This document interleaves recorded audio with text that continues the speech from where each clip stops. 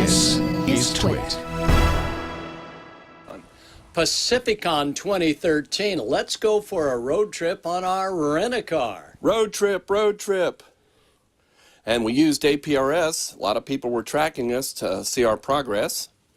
And our radio was a Kenwood D710, and the av map, Donnie's got the big one. I've got the smaller one over on the right-hand passenger side. G6 is on the left, G4 is on the right. And they work great. And Donnie, tell them all about where we got snow. Well, we went through Montgomery Pass, Nevada, and as soon as it turned 36 degrees, the snow came down.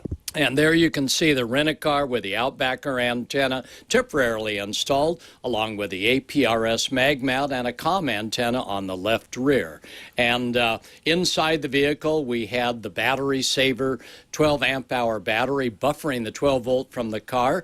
And we ran all day and all evening, and then we pulled up and we snuck a little bit of Wi-Fi, didn't we? We did. And so right during Ham Nation, we had a contest on what we were doing and where we were doing, and well, there was a winner.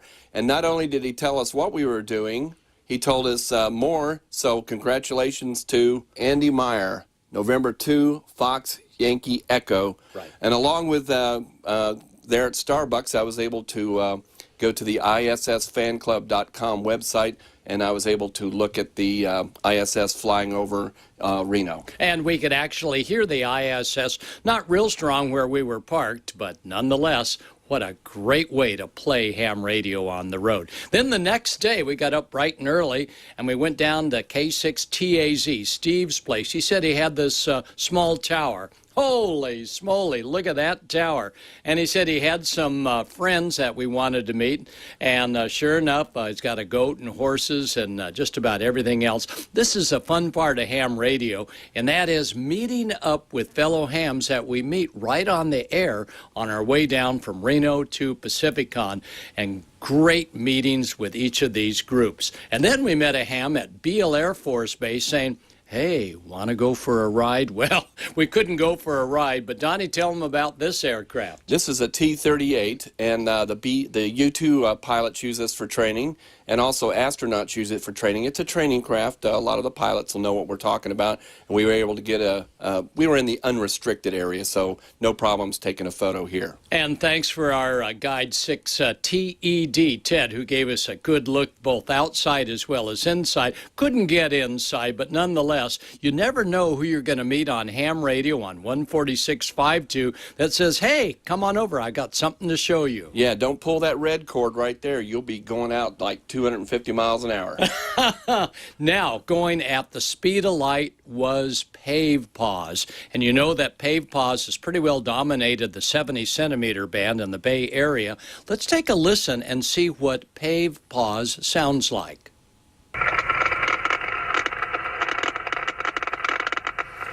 After we left Beale, we came down into the area, and there is Kenwood's Phil Parton, along with Don and old Gordo, and Ms. Carol Perry came all the way out from Staten Island, New York, to address the Radio Club of America, many members out here, as well as the Youth Forum. And you know, Gordon, that was great to meet Carol just in a non-formal setting right there at lunch. Yeah, at a double burger lunch. There you go. And bright and early Saturday morning, Pacificon crew, and what a great crew that they had. Jim did a fabulous job of organizing all of the events, including a nice flea market and some really good deals. You want a little over a KW for a little under a KW? You've got it here with the Kenwood 922A. And this is during Don's era. Tell them all about this, Don. Way before my time, but I know Gordon has his fascination with meters, so I always like to take pictures of meters for Gordo. Yeah, and that was a great set. And of course, we had the Hex Beam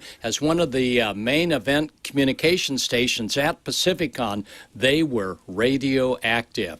Now, look at this. The American Radio Relay League brought in about 50, and they donated them soldering irons, and look at the kits that these kids are putting together.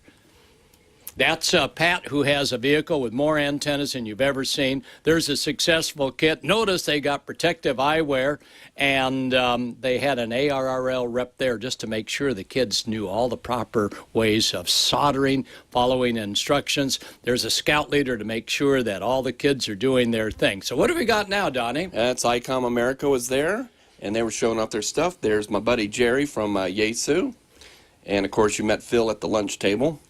And then there's Ham Radio Outlet, had some pretty good deals going on there. And that's our good friend Luke, who runs the Ham Radio Outlet main buying operation throughout all of the stores. Luke was having a great time meeting fellow hams and a lot of friends. That guy can talk. That guy is like the fastest talker I've ever seen. And there's CQ Magazine and just a whole bunch of everyone. Miss Barry again, ready to lead her classroom of students. Whoa, wow. That's for you there. We took that picture for you, Bob. Yeah, Bob Heil's going to love this. A lot of Collins equipment owners there and a lot of live demos. Pacificon did a fabulous job of having everybody there with live demos. And this is Don's favorite, jumping out of a perfectly good aircraft. No, not me. I leave that to trained professionals. And they did ATV while going down at 64 feet per second or however fast it was. How fast it is. This little kid said, hey, watch this. What's this? And I told him it's a ham radio and a GPS. And he was a pretty enthusiastic looking kid. He doesn't show it, but anyway, he's a future ham operator. And the hams at Pacificon that brought kids, they had their own youth lounge. And this was great to get more kids excited.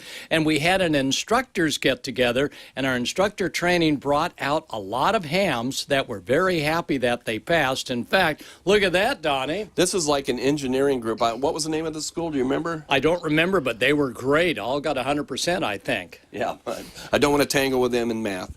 There you go. And there's the instructor off to the right-hand side with thumbs up, and he had to be proud. Part of our instructor course where we told our secrets, and we learned some secrets there as well at Pacificon, and the kids were constantly coming up who took the exam. And these were what, three? Three brothers, and all passed, and the one in the middle, he's the youngest. He's age 9, and he passed his license. Wow. And, you know, the exam teams, after the kids would pass, would give everybody a little pass ribbon, and then they'd come over to our booth at the HRO booth and go ahead and get their signed certificate. Well, it was a long 3 days, and I think we'll probably have to have Brian censor this one. No, Brian. That snuck that one while he was asleep. So Gordo, WB608. And Don, W6 GPS. Almost live and direct, saying, Pacificon 2014, you did a fabulous job.